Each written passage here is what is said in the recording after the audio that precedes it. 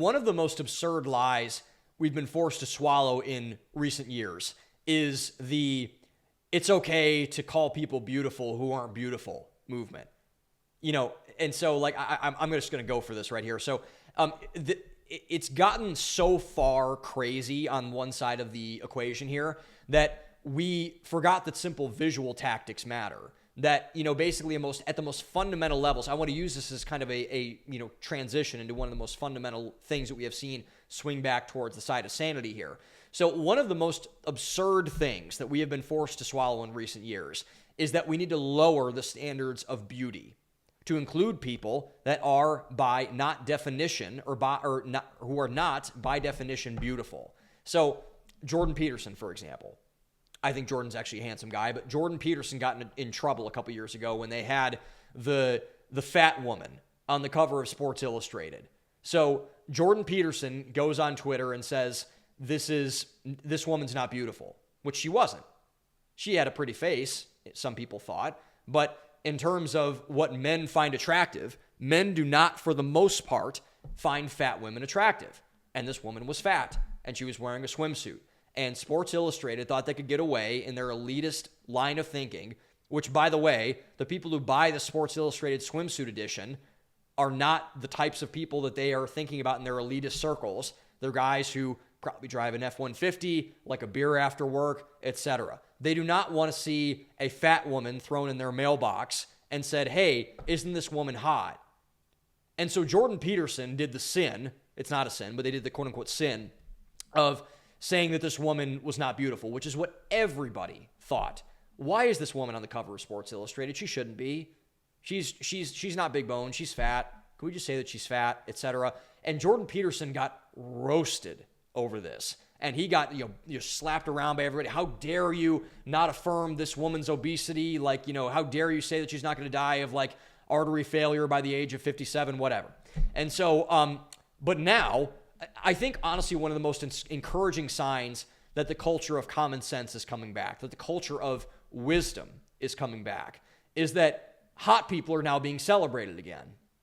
We are now seeing a return of the hot person. We are seeing a return of the normal Victoria's Secret swimsuit edition. We are seeing a return to kind of the people who are stars in movies that are kind of being back inside of the traditional structure again. We are seeing a comeback to the normal standards of beauty that defined our culture for ever since human time, ever since the Garden of Eden was this defined. So this is very, very good news, because when hot people are celebrated again, it also means that a certain sense of shame is coming back to people who are trying to invert the standards to affirm themselves.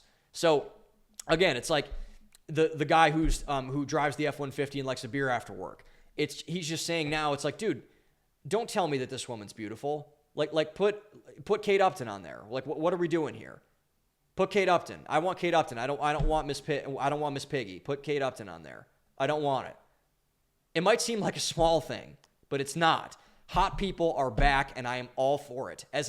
I don't think it incredibly, I'm not a model by any stretch of the imagination. Hot people are coming back, and people are striving to get like them in all their various ways, I think is a very positive thing, and we should treat it as such. So again, and we're seeing this across our culture, the Trump cabinet, with the exception of Donald Trump, every person in that cabinet basically is a very attractive person. Every person in the Trump cabinet is hot. We are now having a campaign in the Trump administration, Make America Healthy Again. All the things about, hey, let's not be fat pieces of lazy garbage. Let's not do that. Let's eat actually good food, and let's exercise, and let's get vitamin D and sunlight and do all the things that we need to do. The types of models that we're seeing, there's no more fat mannequins in the stores. And if you are, you should walk out of that store, because that store isn't a serious store at all. And the things that we all see are a good sign. So beauty, the reason why this matters, beauty is a standard that has been existed since the baselines of our earliest scriptures, legends, poems. Like the Trojan War was started over beauty. Come on. Again, what are we doing here? What are we doing here? The Garden of Eden, the Bhagavad Gita, the Iliad, what I just said, all of these things. And the fact, we need to realize that the fact that this was inverted for a time being to appease people who are deliberately not that thing shows just how wild we went, how crazy, how bananas our culture went. and just how crazy the shift back has been. Like, we went so far that we were saying that Lizzo twerking in a thong at a Lakers game should be celebrated. No. Not celebrated. Sit down, put pants on, and get on the treadmill and eat a Caesar salad. Please, without the dressing. Okay, hold the dressing, but eat the Caesar salad. Get some grilled chicken and protein in there. But regardless. So I believe that, again, this is not, people might think this is a small thing. I don't think this is a small thing at all. This serves as the most evident retribution and the rebuke to the elite nerd culture that we have, which is a very welcome sight. And there's an important truth in here that is shown as well. No matter how much you try to run away from it, I'll give them both credit here. Tyler, the Creator, and Gerard Carmichael, who kind of did the skit in this song on Igor, one of Tyler Creator's great albums. He has a song on that album, Tyler, the Creator does, and Gerard Carmichael does the song, that says, whatever you run from, you end up chasing. No matter how much you try, you can't avoid what you want to run into, which you can't avoid what you want, no matter how much you try. You cannot avoid the law of the universe that says the following. You can run from results and merit all you want.